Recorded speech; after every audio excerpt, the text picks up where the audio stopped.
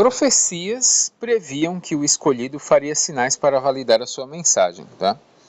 Muitas pessoas, pessoal, embora muitos questionem, né, e digam, Taná não fala de um Messias que viria fazer sinais. Correto. Porém, quando estudamos história, sabemos que haviam profetas em meio ao período interbíblico, tá? Essa coisa do período do silêncio de 400 anos, a página em branca entre Malaquias e Mateus, ela é uma afirmação falsa, tá? Uma afirmação de quem não conhece história. Aqui eu estou com um livro do Flávio Joséfo, ele vai falar, sim, de profetas no meio do período interbíblico. Por exemplo, havia um certo Judas, aqui ele vai falar dos essênios, havia um certo Judas, um essênio, que era tido por muito exercitado na previsão do futuro. Ele, ao ver Antígono entrar no templo, exclamou aos seus discípulos, é bom que eu morra agora, pois a verdade provou que não erro, pois esta é a última vez que ele entrará aqui vivo, e isso aconteceu. Ele também fala do Menahem, né, um essênio, que ele falou uma profecia sobre o rei Herodes. Entre os essênios havia um certo Menahem que notoriamente possuía o dom da previsão. Ele saudou Herodes, quando ainda menino, chamando o rei dos judeus. Herodes acreditou que Menahem possuía um espírito divino, pois tudo se cumpriu como ele predissera. E aqui ele fala de um Simão que também era essênio. Havia um essênio chamado Simão, que era célebre pela sabedoria e pela capacidade de prever o futuro. Filon de Alexandria. Alguns dos essênios, pelo santo exercício de sua vida, receberam o dom da previsão, pois ao estudarem os escritos dos antigos profetas e ao tornarem-se iniciados em purificações, eles receberam a faculdade de prever os acontecimentos futuros. Filon de Alexandria novamente, né? Entre eles, há pessoas que estudam com diligência as obras dos antigos profetas e tornam-se intérpretes inspirados dos oráculos divinos.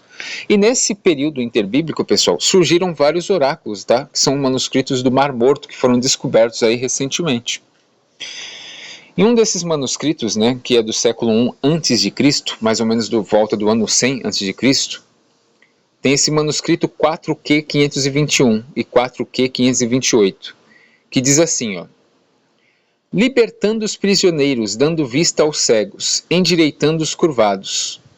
E o Senhor fará coisas gloriosas que nunca existiram, como ele disse, pois curará os feridos e fará viver os mortos, e anunciará boas novas aos pobres. E esse manuscrito ele é importante porque ele aplica Isaías 35 e 61 diretamente ao Messias.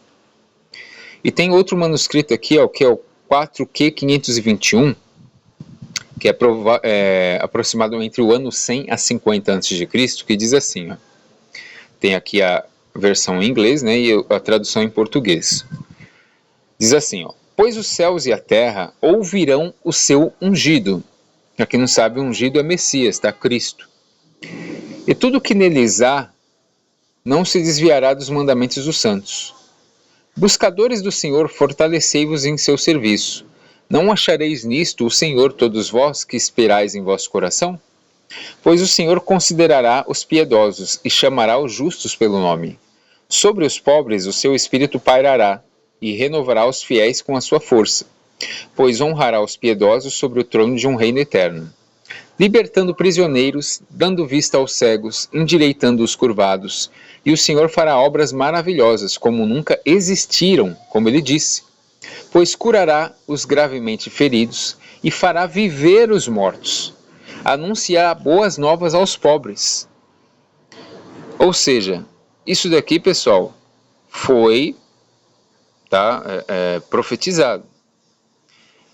O judeu ortodoxo está coberto de razão. Na Bíblia hebraica não vai falar isso. Só que é aquilo que eu digo. Quando você estuda história, se aprofunda na cultura, você não vive só do que foi canonizado pelos homens. Você estuda a cultura do povo. Então o Novo Testamento está muito baseado nesse período interbíblico, que os judeus, alguns grupos judaicos começaram a ter novas visões. Correto? Então, para você que acredita e segue o Novo Testamento, é muito importante você ter o conhecimento desses oráculos, ter conhecimento do livro de Enoque também, tá? Muito importante. Agora a gente vai mostrar no próprio Novo Testamento a questão da diminuição de sinais e prodígios, tá? De milagres.